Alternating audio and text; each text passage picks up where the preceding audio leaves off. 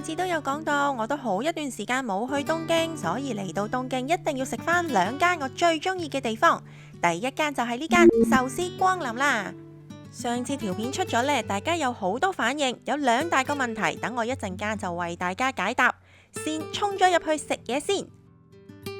冇嚟一排，今日一入到嚟呢，首先就唔見咗最大年紀嗰位師傅，今日就得返店長啫。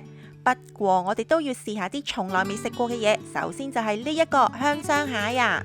相信大家都知道香雙蟹呢，即係雌性嘅松葉蟹，係石川縣金澤福井嘅名物。佢嘅精髓呢，就係佢嘅蟹籽同埋蟹膏。呢種蟹嘅蟹籽分為內籽同埋外籽。打開個蟹蓋，橙色未成熟嘅蟹卵呢，就係內籽，而啡色嘅呢啲膏呢，就係成熟後流出咗卵巢嘅外籽啦。因為香雙蟹要反覆產卵孵卵，所以呢，佢哋嘅身形呢就會比雄性嘅松葉蟹細隻嘅，唔係專食蟹肉。而對於我呢啲最中意食女人蟹嘅人嚟講，有得食香雙蟹實在太開心啦，而且仲好抵食添。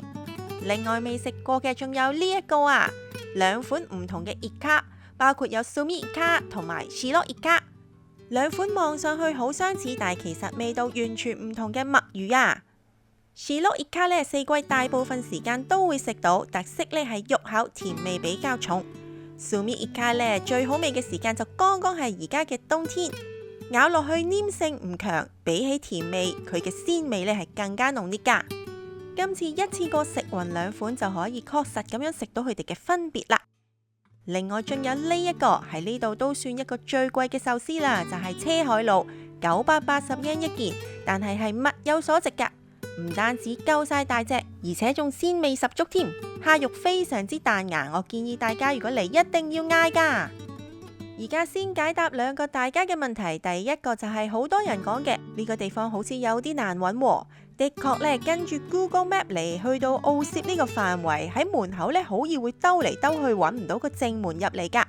又或者你係坐的士啊，佢就會掉低你喺羅神門口。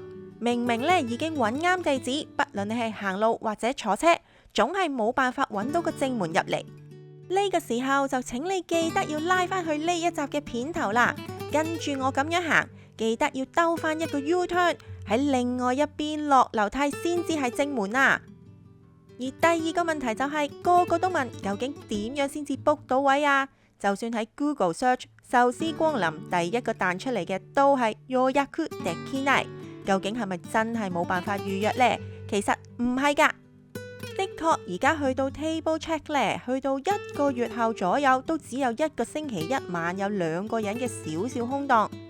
不過如果當你改做1個人嘅話，就會發現其實1個禮拜後都有位㗎啦。即係話呢個地方1個人嚟呢，其實係好快可以約到位㗎。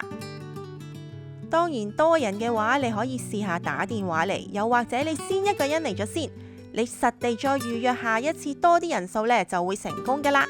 並唔係呢大家所講咁難預約嘅，而且1個人嘅話呢，仲可以預約到一啲近啲嘅星期5晚添。仲有一個方法就係，如果你哋已經到咗日本，可以試下去壽司光林嘅實店嗰度預約㗎。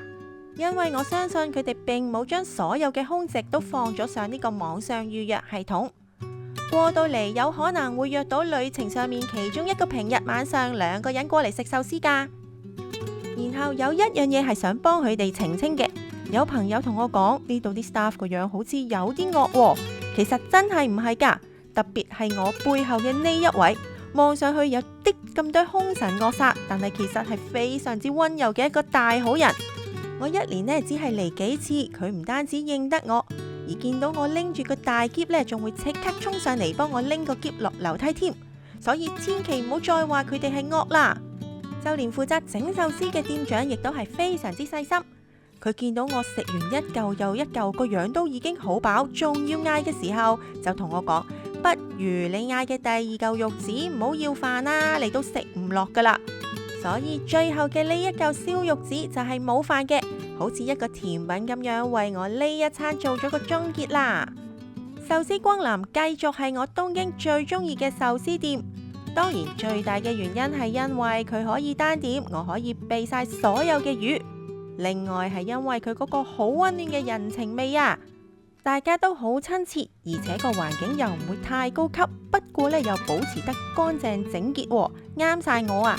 最後就梗係佢嗰個超強嘅無敵高性價比啦，用一個咁平嘅價錢就可以砌一個自己中意嘅壽司 set 啦。入邊仲包括咗3嚿象拔蚌、3嚿白蝦、2嚿燒肉子同其他好多嘢。試問仲有邊一度可以做到呢？食埋香雙蟹都大概係400蚊港紙左右咋。所以如果仲未食過壽司光臨嘅你，就一定要快啲 book 位嚟試下啦。